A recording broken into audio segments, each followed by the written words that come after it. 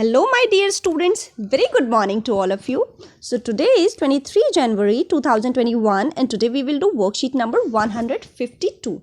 But before starting the worksheet, we should follow the COVID appropriate behavior, which is always wear mask while going outside, properly following social distancing norms, using sanitizer wherever it is necessary and always washing the hands with soap and water properly. So, by following all these steps, we can save ourselves, our family, our country and the world from the spread of coronavirus. तो worksheet शुरू करने से पहले जो सबसे ज़रूरी बात हम सबको याद रखनी है वो ये है कि कोरोना वायरस से बचाव के लिए हमेशा हमें अपने हाथों को साबुन और पानी से अच्छे से धोना है, सैनिटाइज़र का प्रयोग करना है, मास्क पहनकर ही घर से बाहर निकलना है और सोशल डिस्टेंसिंग को प्रॉपरली फॉलो करना है। तो इन सब स्टेप्स को फॉलो करके हम अपने आप को, अपने परिवार को, देश को और विश्व को कोरोना वायरस के खतरे से बचा सकते हैं। तो आइए शुरू करते हैं आज की वर्कशीट, जिसका सब्जेक्ट है इंग्लिश और जिसका टॉपिक है हमारी इंग्लिश की बुक मैरीगोल्ड की यूनिट 7 की poem the watering rhyme, which is given on page number 115 and 116. So today is a very important day. So let's discuss what is important in today. 23 जनवरी 1897 यानी 23 जनवरी 1897 में एक hero का जन्म हुआ था जिसका सपना था कि वो अपने देश को आज़ाद कराए। तो ये है उस हीरो की फ़ोटो जिसे देखकर आप पहचान भी सकते हैं। उन्होंने कहा था, one individual may die for an idea but that idea will after his death incarnate itself in 1,000 life. कि कोई एक व्यक्ति एक आइडिया के लिए, एक विचार के लिए अपनी जान दे सकता है, मर सकता है, लेकिन उसकी मौत के बाद वो आइडिया हजारों जिंदगियों के रूप में पैदा होगा।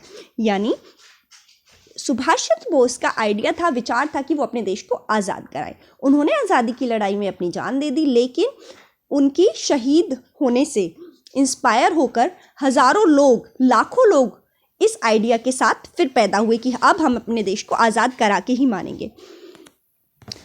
सो do you know today is 23 January, a day celebrated to mark the birth of Subhash Chandra Bose. तो आज 23 जनवरी है और आज का दिन सुभाष चंद्र बोस के जन्म दिवस के रूप में मनाया जाता है। He was a great nationalist who motivated Indians with his famous slogan जय हिंद। तो वो एक राष्ट्रवादी थे, यानी देश के बारे में ज़्यादा सोचने वाले, देश को सबसे ऊपर रखने वाले व्यक्ति थे, जिन्होंने पूरे इंडियंस को, सभी भारतीयों को प्रोत्साहित किया, प्रेरणा दी और उनका नारा था जय हिंद। तो आपने देखा होगा पुलिस ऑफिसर्स, आर्मी ऑफिसर्स जब आपस में एक दूसरे को ग्रीट करते हैं तो वो हाय हेलो की जगह जय हिंद का प्रयोग करते हैं। ही established Azad Hind Fauj to counter the British rule in India. Subhash Chandra Bose ने ही आज़ाद हिंद फौज की स्थापना की, जिसका मुख्य उद्देश्य था कि ब्रिटिश रूल को, यानी अंग्रेज़ों के रूल को इंडिया से हटाया जाए। Subhash Chandra Bose inspired millions of youths to join the struggle for independence in India. Subhash Chandra Bose ने लाखों करोड़ों नौजवानों को प्रोत्साहित किया कि वो भारत की स्वतंत्रता के संघर्ष में भाग लें। People across India celebrate this day to honor Netaji, as he is fondly called. आज का दिन पूरे इंडिया में सेलिब्रेट किया जाता है नेताजी के बर्थडे के रूप में, और नेताजी सुभाष चंद्र बोस का ही प्यार का नाम था। जैसे आपके घर वाले आपको प्यार से कोई निक नेम देते हैं, घर में उसी नाम से बुलाते हैं, ऐसे ही सुभाष चंद्र बोस भी पूरे देश के लाडले थे, क्योंकि उन्होंने देश के लिए इतनी बड़ी कुर्बानी दी, इतने अच्छे अच्छे विचार दिए, लोगों को प्रेरणा दी, लोगों को गाइड किया। तो इसलिए उन्हें जो प्यार से नाम दिया गया वो है नेताजी।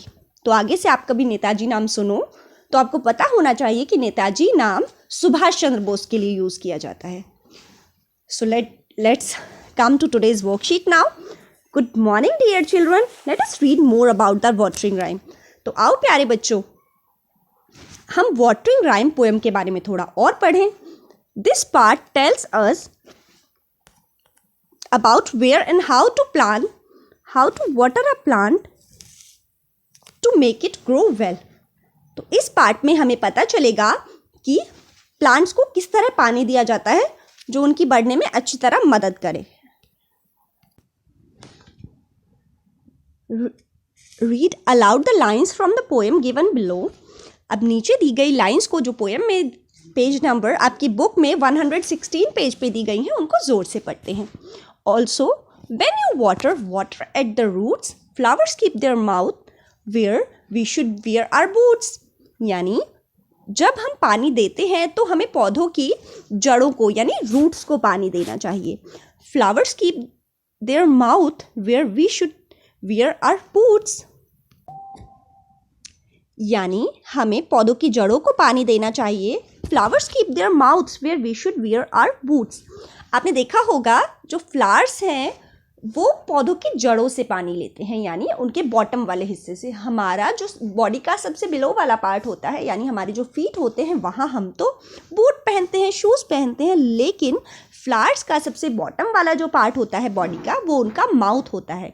यानी पौधों को जो पानी जो मिनरल्स चाहिए होते हैं वो अपने लेग वाली जगह से लेते हैं, यानी अपने बॉटम वाली जगह से लेते हैं, क्योंकि प्लांट का फ्लावर्स का बॉटम वाला पार्ट ही तो सॉइल से कनेक्ट होता है और हम मिट्टी में ही पानी देते हैं रूट में, तो वो उस रूट से यानी उनके पैरों में उनका मुंह होता है और वो वहाँ से उस पानी को और मिनरल्स को एब्जॉर्ब करते हैं। Soak the earth around them then throw all the heat. जो बहुत गर्मी होती है तो वो अपने आसपास की सारी मिट्टी को धरती से पूरा पानी सोख लेते हैं। आपने देखा होगा ना जब बहुत गर्मी होती है तो प्लांट में अगर आप पानी भी देते हो तो वो पानी बहुत जल्दी से सोख लेते हैं। साथ ही अगर पानी नहीं देते तो वो अपने आसपास की जगह में भी जितना पानी होता है उस सबको सोख लेते हैं। The flowers will have water for their thirsty feet. तो फ्लावर्स के जो फीट होते हैं यानी जो पैर होते हैं वो प्यासे होते हैं, क्योंकि अभी मैंने आपको बताया कि फ्लावर्स के फीट में ही उनका माउथ होता है, तो उनको पानी अपने प्यासे पैरों के लिए चाहिए होता है। Dear children, did you notice the underline words? तो प्यारे बच्चों, क्या आपने जो अंडरलाइन वर्ड्स हैं जो रेड कलर से लिखे हुए हैं उनको नोटिस किया?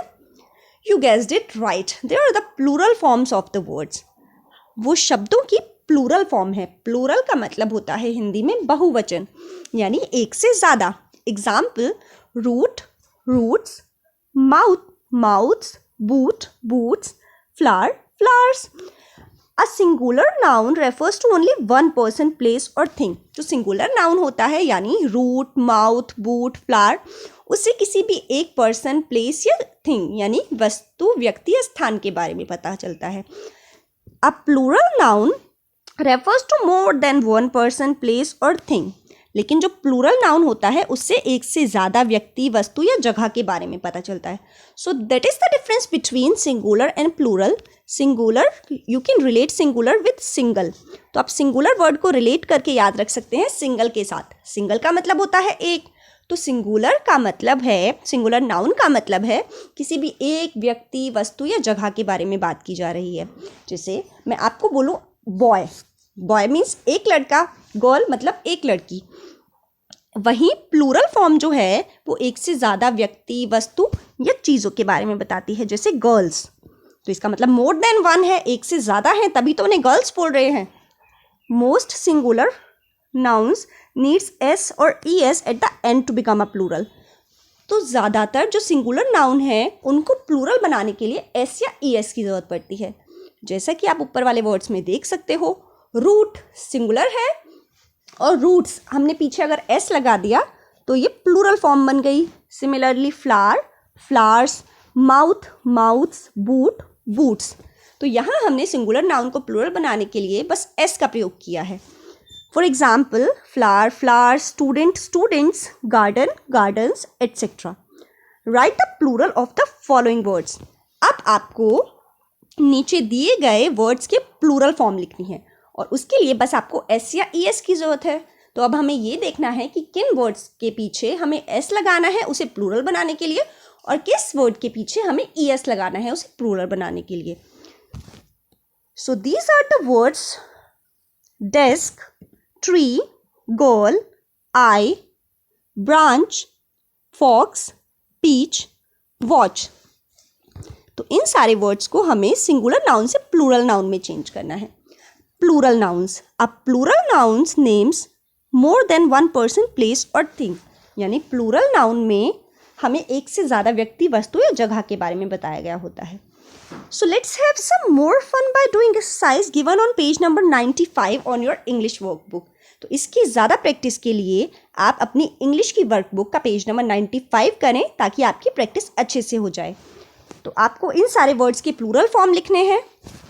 साथ ही अभिभावकों के लिए सुझाव है कि वो आज़ादी के लिए सुभाष चंद्र बोस जी के बलिदानों के बारे में बच्चों को बताएं और चर्चा करें कि उनके जीवन में उचित लक्ष्य पाने के लिए त्याग करना कितना ज़रूरी होता है. यानी सेक्रीफाइस के बिना आप अपने एम को प्राप्त नहीं कर सकते.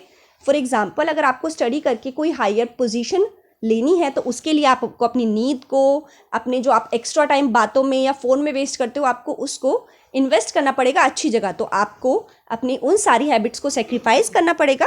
तो ये सारी चीज़ें वो बच्चों से डिस्कस करें. So thank you. ये थी हमारी आज की वर्कशीट.